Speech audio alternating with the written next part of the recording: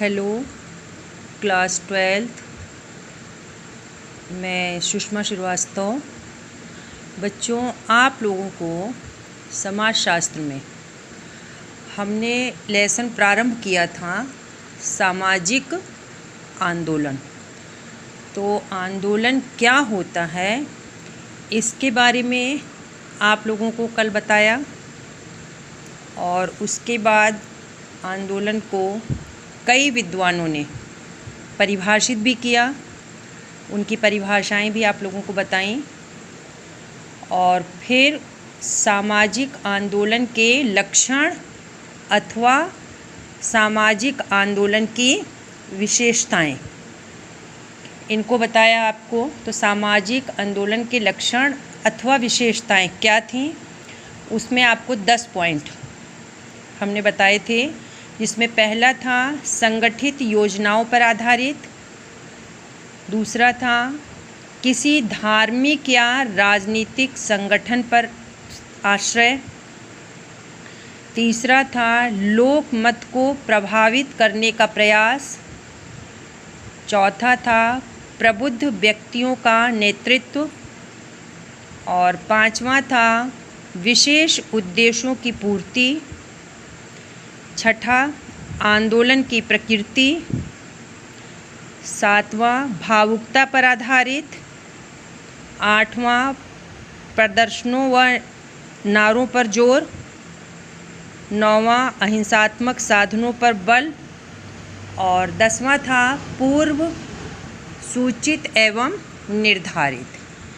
तो ये जो 10 पॉइंट थे, इनको कल आपको समझाया था। ये सामाजिक आंदोलन के लक्षण अथवा विशेषताएं थीं। फिर उसके बाद हमारा अगला टॉपिक था सामाजिक आंदोलन के सिद्धांत अथवा सामाजिक आंदोलन के कारक। तो सामाजिक आंदोलन के सिद्धांत अथवा कारक में भी कुछ पॉइंटों को आपको कल समझा दिया था, जिसमें पहला था हमारा रीति रिवाजों की प्राचीनता। तो रीति रिवाजों की प्राचीनता में ये था कि हर एक जो है समाज में रीति रिवाज प्रचलित होते हैं, और उन्हीं जो है रीति रिवाजों से व्यक्ति जुड़ा हुआ होता है, लेकिन जब उससे आवश्यकता पूरी नहीं होती है तो उसमें कुछ संशोधन किया जाता है, तो उस संशोधन के विरुद्ध जो है आंदोलन होता है। तो रीति रिवाज जो हैं वह उससे क्या होते हैं, परिवर्तित होते हैं, और समाज प्रगतिशील बन सकता है। फिर दूसरा था इसका पॉइंट हमारा स्थिति व कार्य में असंतुलन। स्थिति और कार्य के असंतुलन से यह तात्पर्य था कि व्यक्ति अपनी योग्यता व क्षमता के अनुसार समाज में अपना स्थान प्राप्त करना चाहता है, और जब वह उसके अनुरूप कार्य उसको या पद उसको नहीं मिलता है तो उसमें असंतुलन पैदा होता है। तो वह असंतोष की जो भावना होती है वह सामाजिक आंदोलन कहलाता है। और इस परंपरा में आधुनिकता क्या होती है कि समाजों में अक्सर जो है यह स्थिति अधिक पाई जाती है। योग्य व्यक्ति को उसकी क्षमता के आधार पर कार्य या पद नहीं मिलता है, और कभी कभी इसमें ऐसा भी हो जाता है कि व्यक्ति जो है वह मानसिक रूप से भी अपना संतुलन खो देता है। फिर तीसरा था सांस्कृतिक विलंबना। तो सांस्कृतिक विलंबना में आपको बताया था कि संस्कृति जो होती है इसके 2 रूप होते हैं, एक भौतिक संस्कृति होती है और एक अभौतिक संस्कृति होती है। तो जो भौतिक तत्व होते हैं वो हमारे जो ये आविष्कार होते हैं, तो ये जो भौतिक उपलब्धियां होती हैं ये भौतिक संस्कृति के अंतर्गत आती हैं, जो आविष्कार होते हैं। और जो अभौतिक संस्कृति होती हैं उसमें हमारे रीति रिवाज, सामाजिक आदर्श, प्रथाएं, सामाजिक मूल्य, इनको सम्मिलित किया जाता है। तो जब इनको सम्मिलित किया जाता है तो इन सांस्कृतिक इसको जो है भौतिक और अभौतिक को सांस्कृतिक विलंबना भी कहते हैं। तो इस विलंबना के कारण जो पिछड़े हुए वर्ग होते हैं उनके अंदर क्या होता है, असंतोष की भावना उत्पन्न होती है। तो उसकी वजह से भी तनाव उत्पन्न होता है और आंदोलन की प्रवृत्ति फिर उसके बाद था हमारा चौथा, आर्थिक क्षेत्र में असंतोष। तो आर्थिक क्षेत्र में असंतोष जो है, इसकी भावना जब तीव्र होने लगती है तो जो निर्धन वर्ग होता है वह क्या होता है, असंतुष्ट हो जाता है और आर्थिक दशा में परिवर्तन लाने के लिए वो आंदोलन करता है। और पांचवा था हमारा शिक्षा द्वारा भौतिकवाद। तो शिक्षा द्वारा भौतिकवाद जो है यह भी आंदोलन की एक गति है। जिन स्थानों पर क्या है, शिक्षित समाज होता है तो वहाँ शिक्षित समाज के व्यक्ति लोगों में क्या करते हैं, जागृति पैदा कर सकते हैं। और स्वयं भी क्यों जागृति पैदा कर सकते हैं लोगों में, क्योंकि वह स्वयं जागृत होते हैं। तो यह शिक्षा जो है, यह भौतिकवाद का प्रसार सामाजिक आंदोलन का वास्तविक कारक हो जाता है। और शिक्षित व्यक्ति अगर बेरोजगार है, किसी सरकारी नीति के विरोध में अगर वो उठ खड़ा होता है, अगर उसकी जगह किसी और को नौकरी मिल जाती है योग्यता क्षमता रखते हुए, तो ऐसी स्थिति में क्या होता है, काफ़ी भयानक आंदोलन प्रारंभ होता है।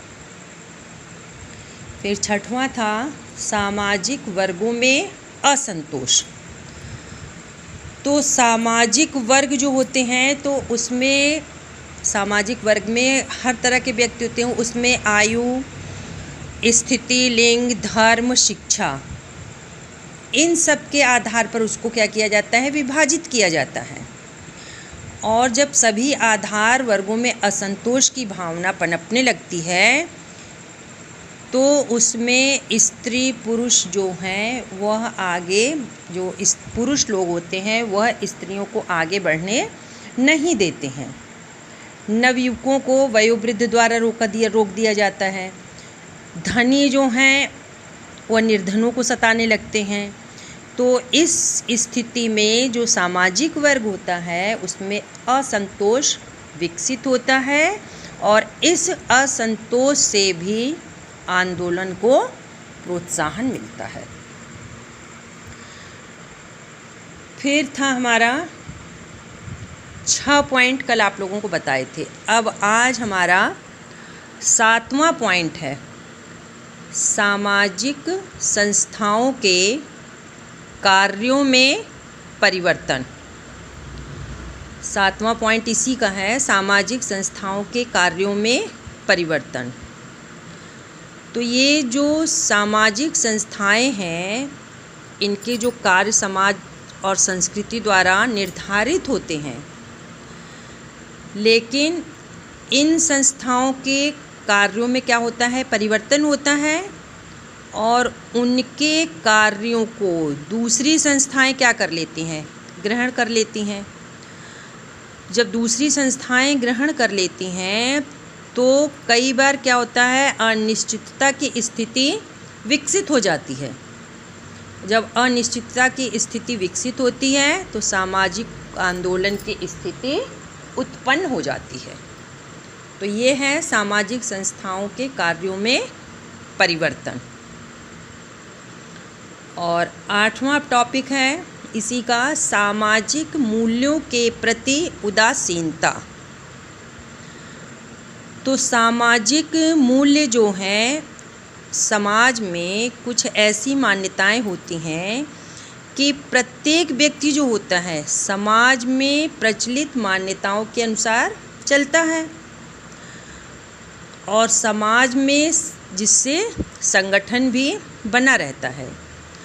लेकिन जब किन्हीं कारणों से समाज में जो प्रचलित मान्यताओं में अंतर आने लगता है या उदासीनता आती है तो समाज का एक वर्ग क्या होता है, वह असंतोष की स्थिति उसके अंदर उत्पन्न होने लगती है।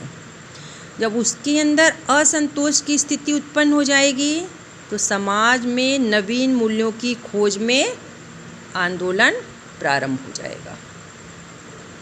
तो ये हो गया सामाजिक मूल्यों के प्रति उदासीनता।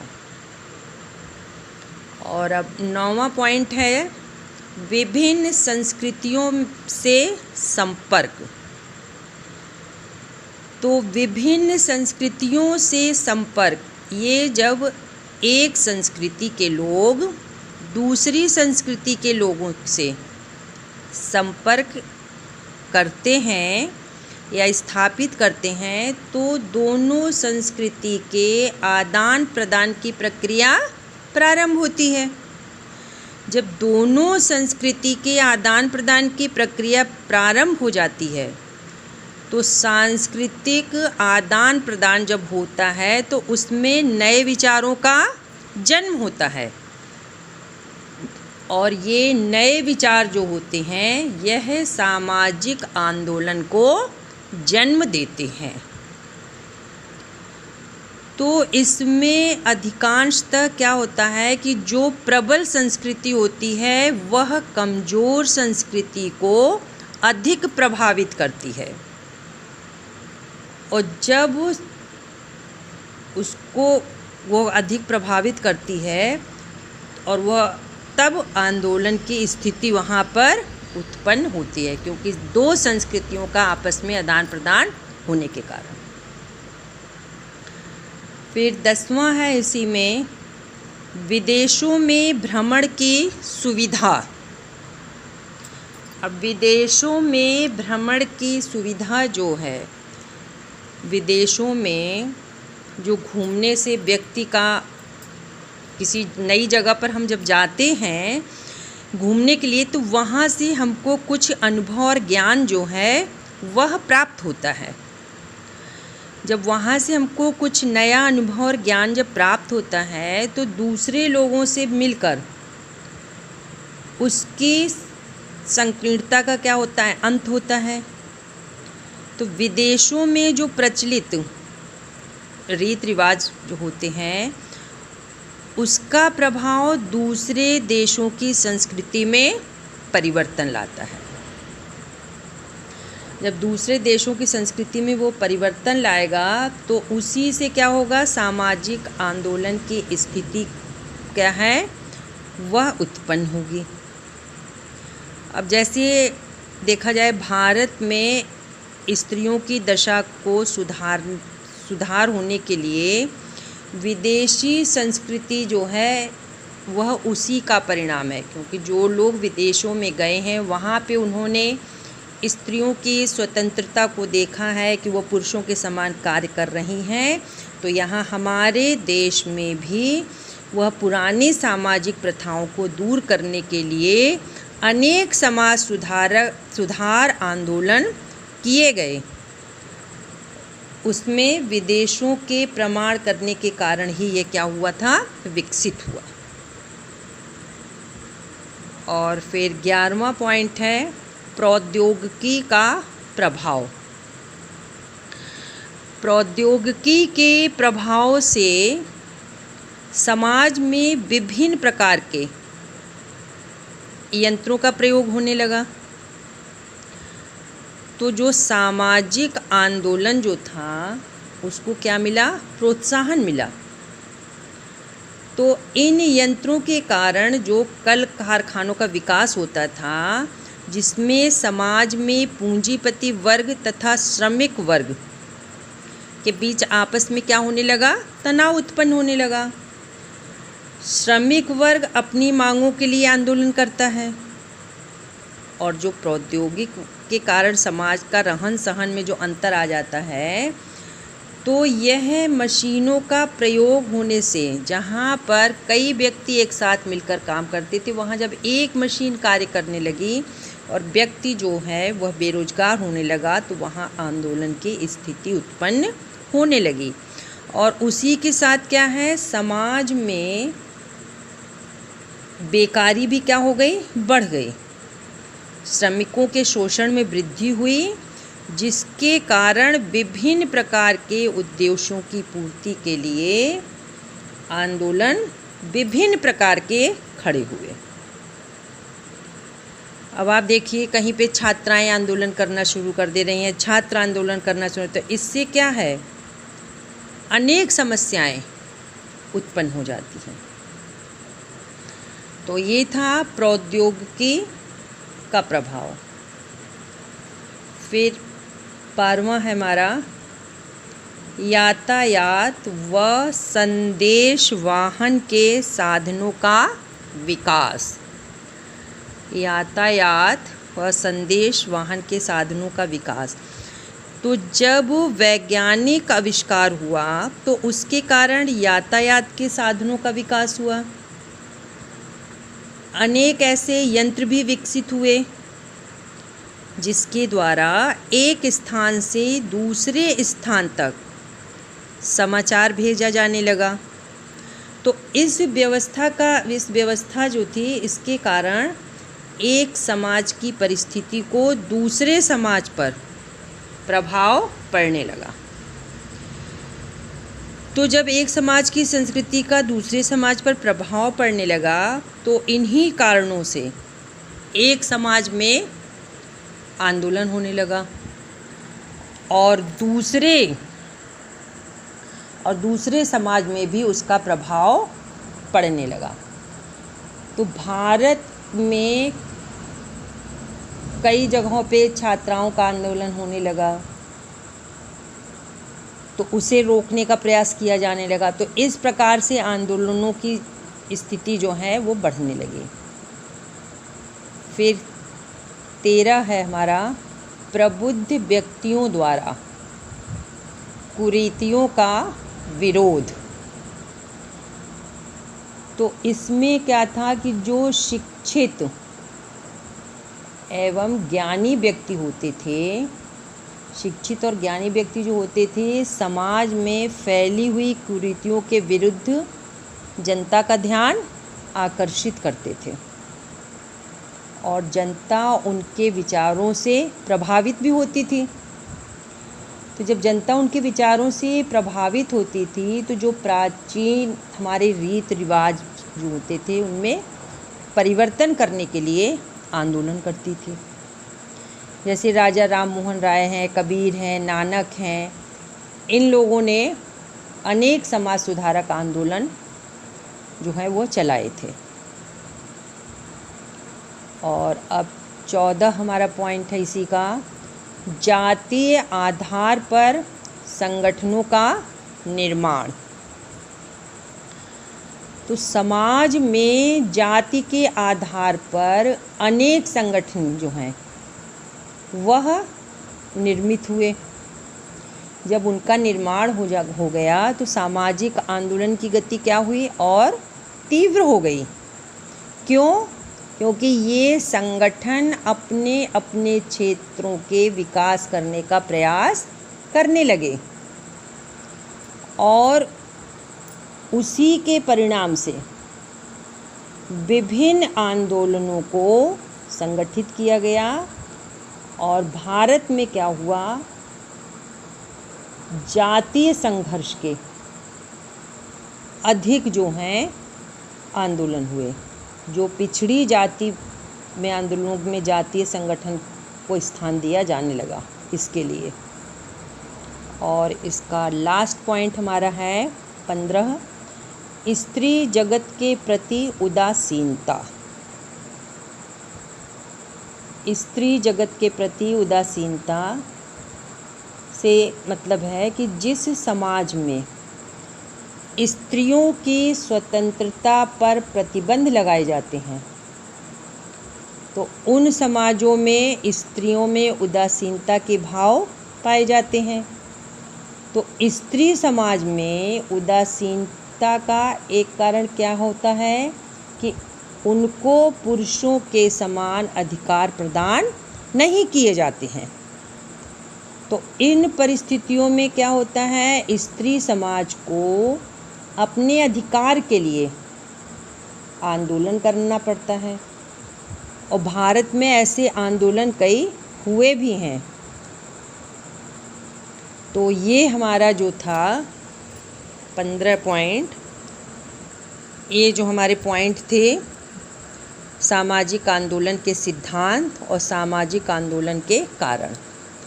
तो इसमें पहला था रीति रिवाजों की प्राचीनता, दूसरा स्थिति व कार्य में असंतुलन, तीसरा सांस्कृतिक विलंबना, चौथा आर्थिक क्षेत्र में असंतोष, पांचवा शिक्षा द्वारा भौतिकवाद, छठा सामाजिक वर्गों में असंतोष, सातवां सामाजिक संस्थाओं के कार्यों में परिवर्तन, आठवां सामाजिक मूल्यों के प्रति उदासीनता, नौवां विभिन्न संस्कृतियों से संपर्क, 10 विदेशों में भ्रमण की सुविधा, 11 प्रौद्योगिकी का प्रभाव, 12 यातायात व संदेश वाहन के साधनों का विकास, 13 प्रबुद्ध व्यक्तियों द्वारा कुरीतियों का विरोध, और 14 जातीय आधार पर संगठनों का निर्माण, और 15 स्त्री जगत के प्रति उदासीनता। तो ये जो है हमारे उसके कारक थे सामाजिक आंदोलन के। लेकिन कुछ कारक ऐसे भी होते हैं कि जिनमें व्यक्ति अपने लाभ के लिए दूसरे को हानि भी पहुंचाता है। तो इसमें अधिकतर आंदोलन जो होते हैं वह हानि या लाभ के विषय में, जिसमें व्यक्तिगत जो लाभ होता है इसके विषय में भी हुआ करते हैं। और अब इसी का हमारा अगला टॉपिक है सामाजिक आंदोलनों के विकास की अवस्थाएं। सामाजिक आंदोलनों के विकास की अवस्थाएं। तो ये सामाजिक आंदोलन के विकास की जो अवस्थाएं हैं, इसमें कौन कौन से स्तर हैं, और ये तो कौन कौन से स्तर हैं ये तो बताना जो है बहुत असंभव और कठिन होगा। लेकिन आंदोलनों की जो प्रकृति के आधार हैं, जो अवस्थाएं हैं, उनमें थोड़ा बहुत अंतर अवश्य होता है, क्योंकि हर आंदोलन का अलग अलग क्षेत्र होता है, अलग अलग नियम होते हैं और अलग अलग तरह के आंदोलन हुआ करते हैं। लेकिन यहाँ पर ये देखेंगे कि सामाजिक आंदोलनों के विकास की अवस्थाओं में कुछ विद्वानों ने आंदोलनों की व्यवस्थाओं के बारे में अपने विचारों को प्रस्तुत किया है, और उन्होंने ये बताया है कि किस कारण या किस आधार के आंदोलन सामाजिक आंदोलन होते हैं। तो इसमें पहला जो है ये है टॉसन एवं गेटिस। टॉसन एवं गेटिस ने सामाजिक आंदोलन की 4 अवस्थाएं बताई हैं। वो 4 अवस्थाएं जो हैं, पहला सामाजिक असंतोष, दूसरा इन्होंने बताया है जन चेतना, और तीसरा बताया है औपचारिकरण और संस्थाकरण, ये 4 अवस्थाएं इन्होंने बताई हैं। और इन चारों अवस्थाओं का वर्णन जो अभी हमने इसके कारण पढ़े हैं उसमें आपको बता चुके हैं। फिर दूसरा है हर्बर्ट ब्लूमर। इन्होंने सामाजिक आंदोलन की 5 अवस्थाएं बताई हैं। तो वो 5 अवस्थाएं कौन सी हैं? जिसमें पहला है उत्तेजना, दूसरा है निश्चित भावना का विकास। पहला उत्तेजना और दूसरा निश्चित, और तीसरा है मनोबल का विकास, और चौथा है विचारधारा का निर्माण, और 5वां है संचालन युक्तियों का विकास। ये भी हमने आपको बता चुके हैं, इससे पहले अभी समझाया है कारकों में। फिर उसके बाद हमारा है हार्टन एवं हर्ट। इन्होंने भी सामाजिक आंदोलन की 5 अवस्थाओं का वर्णन किया है। तो पहला इन्होंने भी बताया है असंतोष की अवस्था, और दूसरा बताया है उत्तेजनापूर्ण अवस्था, तीसरा बताया है औपचारिकरण की अवस्था, और चौथा संस्थाकरण की अवस्था, और 5वां जो है समापन की अवस्था। तो इन तीनों लोगों की विचारधाराएं जो हैं सामाजिक आंदोलन की, उसके आधार पर इनका वर्णन अब आपको बताते हैं। जैसे उत्तेजना से हमारा मतलब होता है कि जो ये सामाजिक आंदोलन जो है इसका ये प्रथम स्तर है, ये प्रथम अवस्था है। समाज में जब प्रचलित किसी वर्तमान समस्या के प्रति सदस्यों में असंतोष की भावना जब आती है तो वो सदस्यों में क्या होता है, उत्तेजना उसमें विकसित होती है। जब असंतोष की भावना आएगी तो उत्तेजना उसमें विकसित होगी, और जब उत्तेजना विकसित होगी तो आंदोलनों में जो हिस्सा लेने वाले लोग रहेंगे वह शांत एवं शिष्ट स्वभाव के हो भी सकते हैं और नहीं भी हो सकते हैं, लेकिन फिर भी उत्तेजना जो है आंदोलन को समर्थन देने वाले व्यक्तियों को परस्पर नज़दीक ला देती है। जो उत्तेजना होती है, जब एक ही बात को कई लोगों के सामने रखा जाता है और एक ही तरह की समस्या होती हैं, तो वह व्यक्ति उत्तेजित होकर के उसके साथ समूह में सम्मिलित हो जाता है। फिर दूसरा है हमारा निश्चित भावना का विकास।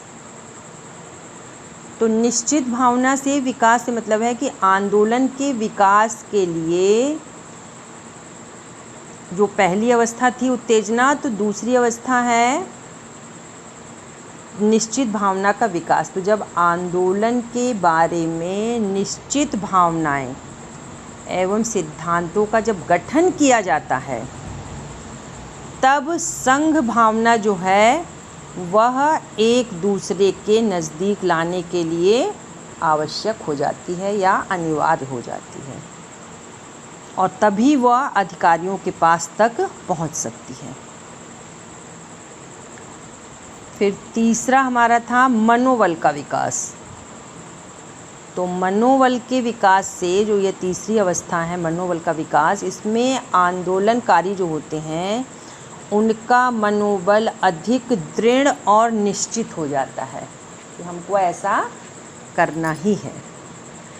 तो जब मनोबल का विकास आंदोलन के लिए जब अनिवार्य है, तो जो समर्थक होते हैं उनकी भावनाएं क्या होती हैं, वह विकसित हो जाती हैं, और आंदोलन का उद्देश्य जो है वह भी सही हो जाता है। अन्याय उससे दूर होता है और आंदोलन में सफलता भी निश्चित मिलती है। फिर चौथा था विचारधारा का निर्माण। तो विचारधारा के निर्माण से यह चौथी अवस्था बताई है आंदोलन की। तो इस अवस्था में आंदोलन की जो निरंतरता के लिए यह निश्चित विचारधारा का निर्माण किया जाता है। ये नहीं कि हम इधर उधर अभी हमारा कुछ उद्देश्य फिर उसको पलट के कुछ और उद्देश्य हमारा हो जाए। तो जब निश्चित विचारधारा जो इसमें निश्चित विचारधारा का जब निर्माण होता है तो यह विचारधारा आंदोलन में क्या करती है, समर्थन करती है। और नेता और जो बुद्धिजीवी लोग होते हैं उनके द्वारा ही इस विचारधारा का विकास होता है।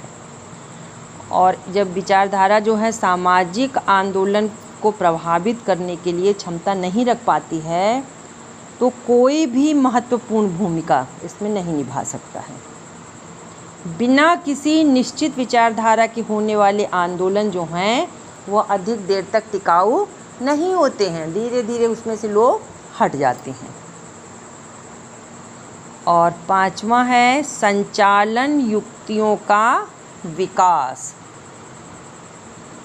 संचालन युक्तियों के विकास जो है यह पांचवी उसकी अवस्था है। तो इस अवस्था में जो विचारधारा का विकास जो होता है तो यह आंदोलन के संचालन के लिए सबसे ज़्यादा गुणकारी होती है। तो यह परिस्थिति जो होती है जब अपनाई जाती है तो वैकल्पिक जो युक्तियाँ होती हैं उनमें सहमति प्राप्त करने का प्रयास किया जाता है। तो जब एक देश हो या राज्य हो इस आंदोलन की युक्ति जब दूसरे देश या राज्य के आंदोलन में सहायता देती है तो जो संचालन युक्तियाँ होती हैं उनका नेतृत्व भी आंदोलन के उद्देश्य के सामने रखा जाता है। तो आंदोलन के लिए यह 4 स्तर उन्होंने बताए। पहला उत्तेजना, दूसरा निश्चित संचालन का विकास, तीसरा स्तर मनोबल का विकास, चौथा विचारधारा का निर्माण और पांचवा संचालन युक्तियों का विकास। अब हमारा अगला टॉपिक है सामाजिक परिवर्तन। सामाजिक परिवर्तन तथा सामाजिक आंदोलन में अंतर। सामाजिक परिवर्तन तथा सामाजिक आंदोलन में अंतर। तो जो सामाजिक परिवर्तन की अवधारणा जो है इसमें सामाजिक आंदोलन पर ध्यान को क्या है केंद्रित किया जाता है। और जब सामाजिक आंदोलन किसी न किसी सामाजिक परिवर्तन के लिए ही किया जाता है तो सामाजिक आंदोलन तथा सामाजिक परिवर्तन इन दोनों में क्या है संबंध है। और ये इन दोनों जो हैं ये हैं तो अलग अलग। जब आंदोलन होगा तो परिवर्तन निश्चित रूप से होगा। तो सामाजिक परिवर्तन जो है यह एक निरंतर चलने वाली क्या है प्रक्रिया है। समाज में किसी न किसी रूप में सामाजिक परिवर्तन की प्रक्रिया चलती रहती है और सामाजिक परिवर्तन का कोई उद्देश्य नहीं होता है। इसमें जो है भिन्न सामाजिक आंदोलन सीमित अवधि के लिए सोच विचार कर आयोजित किए जाते हैं और सामाजिक आंदोलनों का उद्देश्य जो है वह कोई न कोई अवश्य होता है। परिवर्तन का कोई उद्देश्य नहीं, लेकिन आंदोलन का उद्देश्य अवश्य होता है। तो सामाजिक आंदोलन के उद्देश्य की प्राप्ति हो जाने पर, जब सामाजिक उद्देश्य की प्राप्ति हो जाती है तो उसे क्या करते हैं, रोक देते हैं या समाप्त कर देते हैं। तो फिर सामाजिक परिवर्तन की प्रक्रिया ये अचेतन रूप से निरंतर चलती रहती है। जब ये चलती रहती है तो किसी वर्ग या समूह में संगठित होकर इसका प्रयास नहीं किया जाता है। ये धीमी गति से स्वतः धीरे धीरे चलती रहती है। हम देखेंगे कि इसमें 19वीं शताब्दी में जो समाज सुधार के लिए संगठित प्रयास किए गए थे, उनमें जो संगठित प्रयास थे उनमें सामाजिक आंदोलनों की श्रेणी थी। उसमें श्रेणी में क्या था, सती प्रथा पर रोक था, बाल विवाह पर रोक था, विधवा विवाह की अनुमति के लिए किए गए थे।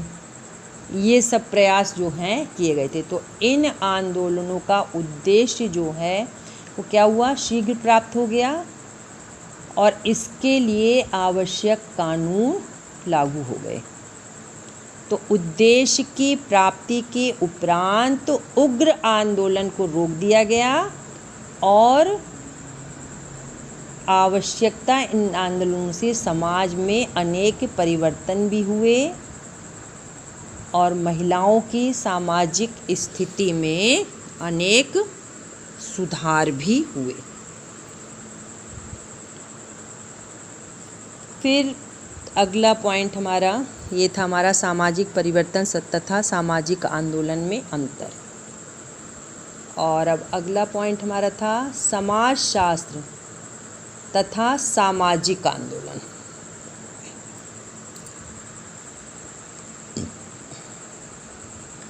समाजशास्त्र तथा सामाजिक आंदोलन।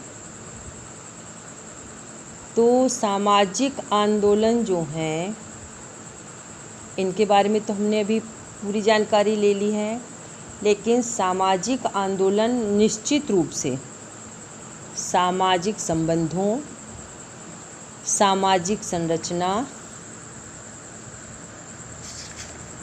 सामाजिक संरचना तथा सामाजिक व्यवस्था को प्रभावित एवं परिवर्तित करते हैं। तो समाजशास्त्र सामाजिक आंदोलनों का एक निश्चित संबंध जो है वह समाज से इसका होता है। क्यों? क्योंकि मनुष्य क्या है, एक सामाजिक प्राणी है।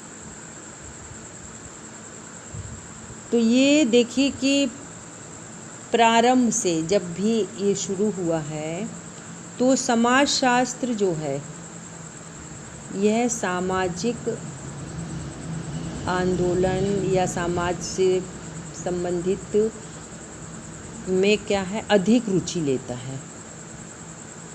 जैसे इसमें हमने देखा, पहले पढ़ा था फ्रांसीसी क्रांति एवं औद्योगिक क्रांति से पश्चिमी समाजों में जो उतार चढ़ाव हुए थे उसका क्या परिणाम हुआ और समाजशास्त्र का कैसे विकास हुआ।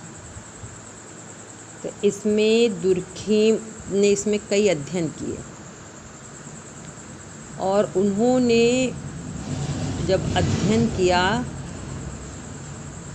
तो स्पष्ट कहा कि सामाजिक संरचनाएं सामाजिक एकीकरण को संभव बनाती हैं। सामाजिक संरचनाएं सामाजिक एकीकरण को संभव बनाती हैं। क्यों?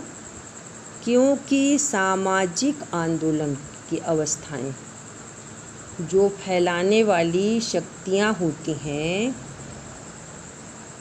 उनमें यह पाया जाता है।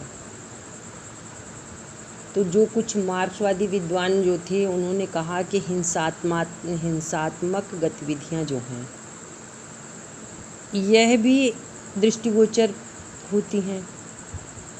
तो तो आंदोलनकारी जो होते हैं उसमें नैतिक व्यवस्था होती है, उनमें अपनी गतिविधियों के विषय में सही और गलत की समझ होती है। क्यों? क्योंकि उनके पास अपना सब कुछ अपना होता है, अपना गुस्सा होगा, अपना क्षोभ होगा प्रकट करने के लिए, कोई दूसरा तरीका उनके पास नहीं होता है। तो समाजशास्त्र में जो सामाजिक आंदोलन की इन्होंने व्याख्या की है तो उसमें कहा है कि सापेक्षिक वचन के सिद्धांत के आधार पर कि यह सिद्धांत सामाजिक आंदोलनों को भड़काने में मनोवैज्ञानिक कारणों की भूमिका पर बल देता है। तो इन्हीं सब बातों को ध्यान में रखते हुए ये कहा गया कि सामाजिक आंदोलनों का अध्ययन समाजशास्त्र में महत्वपूर्ण रूप से किया जा सकता है, क्योंकि मनुष्य जो है वह एक सामाजिक प्राणी है। मनुष्यों के बिना समाज की कल्पना नहीं की जाती है और समाज के बिना मनुष्यों की कल्पना नहीं की जाती है। यह दोनों एक दूसरे के बिना नहीं संभव है। तो समाज में जो भी चीज़ें हैं, जितने भी आंदोलन होते हैं, वह मनुष्यों के द्वारा ही होते हैं और उसका परिवर्तन भी मनुष्यों पर ही पड़ता है, चाहे वह जातिगत हो, चाहे धार्मिक हो, चाहे राजनीतिक हो, चाहे आर्थिक हो, किसी भी प्रकार का हो। यह सब चीज़ें जो हैं वह व्यक्ति से संबंधित हैं, क्योंकि व्यक्ति समाज का निर्माण करता है। व्यक्तियों द्वारा समाज बना हुआ है और व्यक्ति की सारी आवश्यकताएं, वह किसी भी चीज़ से संबंधित हों, इन सारी आवश्यकताओं की पूर्ति व्यक्ति समाज में ही करता है। अकेला व्यक्ति किसी भी कार्य को नहीं कर सकता और न ही अकेला व्यक्ति कोई आंदोलन कर सकता है। इसके लिए उसको समूह, संगठन, संघ, इसकी आवश्यकता पड़ेगी। और जब तक उसके साथ कई लोग नहीं रहेंगे, इसीलिए कहा जाता है कि जो बुद्धिजीवी लोग हैं, पढ़े लिखे शिक्षित वर्ग के लोग होते हैं, तो वह अपनी बुद्धि और विवेक से लोगों को अपनी ओर आकर्षित करते हैं और अपना एक संगठन, संघ तैयार करते हैं और उस संगठन और संघ में अपनी मांगों को रखते हैं। और जब अपनी मांग को उसमें रखते हैं तो वो और भी जो लोग होते हैं, तो जनता में क्या होता है, उसके प्रति जागृति, चेतना यह उत्पन्न होती है और वह उनके साथ खड़े हो जाते हैं। तो जब जहाँ कहा जाता है कि जहाँ बहुमत अधिक होगा वहाँ विजय होती है, जहाँ बहुमत नहीं होगा वहाँ व्यक्ति किसी भी कार्य को सफल नहीं कर सकता है। तो इसलिए अगर ये सोचिए कि आप अकेले, व्यक्ति की 3 आवश्यकताएं बताई गई हैं, रोटी, कपड़ा और मकान। तो क्या अकेला व्यक्ति बिना संगठन, संघ, समूह के क्या वह अपने खाने की व्यवस्था कर सकता है? कभी नहीं कर पाएगा। उसके लिए उसे और लोगों की आवश्यकता पड़ेगी। क्या वो अकेले भवन का निर्माण कर सकता है, घर बना सकता है? नहीं। या अपने शरीर को ढकने के लिए कपड़ों की आवश्यकता पड़ती तो उसको कर सकता है? नहीं। शिक्षा पाने के लिए उसको अकेले व्यक्ति शिक्षा भी नहीं पा सकता है, उसमें उसको किताबें, इन सब चीज़ों का सहयोग चाहिए होता है। तो जब इन सब चीज़ों का सहयोग उसको मिलेगा तभी व्यक्ति अपनी आवश्यकताओं को पूरा कर सकता है। आप देखिए, जो छात्र संघ में रहता है उसमें चुनाव होते हैं, खड़े होते हैं, तो जो जिसके साथ अधिक व्यक्ति रहते हैं, अधिक लोग उसका समर्थन करते हैं, वो विजयी होता है। इसी तरह हर जगह व्यक्ति अगर बुद्धिजीवी है तो वह किसी भी कार्य को करने में अपने साथ बहुत लोगों को इकट्ठा कर सकता है। जब वो इकट्ठा कर लेगा तो उसमें निश्चित रूप से हर कार्य में उसको सफलता मिल जाएगी, क्योंकि संघ में यूनिटी होती है।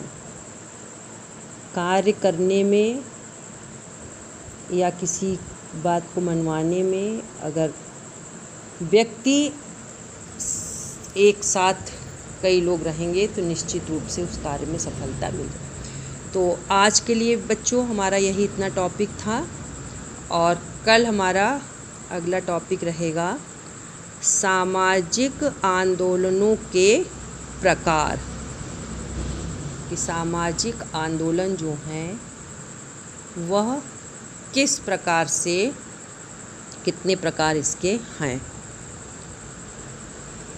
जो मुख्य हैं, वैसे तो कई तरह के आंदोलन हुआ करते हैं, लेकिन मुख्य रूप से जो मेन होते हैं वह कौन कौन से इसके प्रकार हैं। और आज फिर आप लोगों से लास्ट में यही कहा जाएगा कि जिन बच्चों ने अभी तक प्रवेश नहीं लिया है वह अतिशीघ्र कॉलेज में जा कर के प्रवेश ले लें, जिससे उनकी ऑनलाइन पढ़ाई सुचारू रूप से चलती रहे। और भी किसी क्लास के अगर कोई बच्चे होते हैं तो उनसे कहिए कि जाके एडमिशन लें, क्योंकि बहुत जल्दी ही आप लोगों का परीक्षा फॉर्म भरा जाएगा, और जितने बच्चे प्रवेश लेंगे उन्हीं का ट्रेजरी शुल्क जमा होगा और उन्हीं बच्चों का परीक्षा फॉर्म भरा जाएगा। तो इसलिए अतिशीघ्र जा कर के आप लोग एडमिशन ले लीजिए, नहीं तो बोर्ड परीक्षा से वंचित रह जाएंगे, क्योंकि कारण तो पता रहेगा नहीं कि किस कारण से आपने प्रवेश नहीं लिया है। तो जा कर के कार्यालय में संपर्क स्थापित कर लीजिए और अपना जितनी जल्दी हो सके अपने सभी सहेलियों से कह दीजिए कि वो लोग भी जा कर के प्रवेश ले लें। और ऑनलाइन आप लोगों की पढ़ाई प्रारंभ हो गई है, सभी लोग ऑनलाइन पढ़ाई अपनी प्रारंभ करके पढ़ाई पर विशेष ध्यान दीजिए। पढ़ाई पर जब ध्यान देंगी तभी आपका रिजल्ट अच्छा होगा, तो इसलिए पढ़ाई पर विशेष ध्यान दीजिए। जो कुछ समझ में नहीं आए उसको आप लोग व्हाट्सएप द्वारा पूछने का भी प्रयास कर सकती हैं। व्हाट्सएप पे भेजिए, आप लोगों को उन समस्याओं का समाधान किया जाएगा। और आज के लिए मैं यहीं पे अपनी वाणी को विराम दे देती हूँ। धन्यवाद।